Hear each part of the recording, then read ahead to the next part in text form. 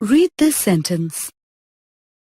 Notice that the emphasis is on the person, Sarah, who is the wearer of the helmet. Now, read this sentence. In the second sentence, the emphasis is on the thing, the safety helmet, which is being worn rather than the wearer.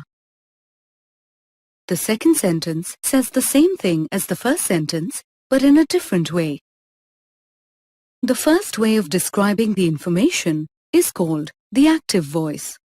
The second way of describing the information is called the passive voice. Let's find out more about active and passive voice.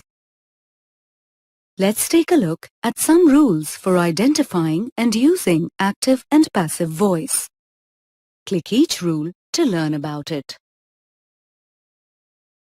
In the active voice, the subject performs the action. Read this sentence.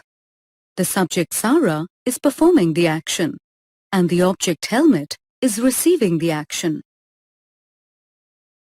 As the subject is performing the action, the sentence is in the active voice. Let's look at another example.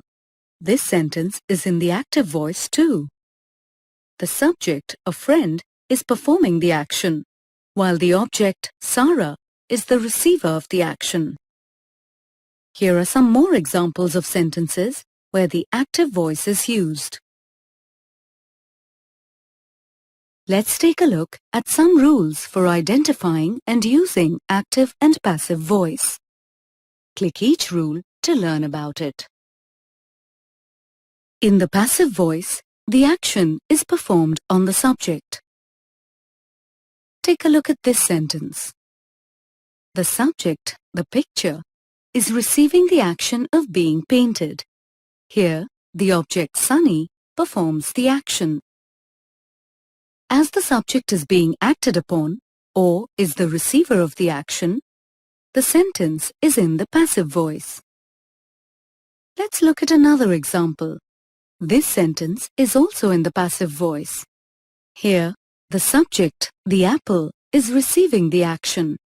The sentence has no object, and we do not know who has performed the action of eating the apple.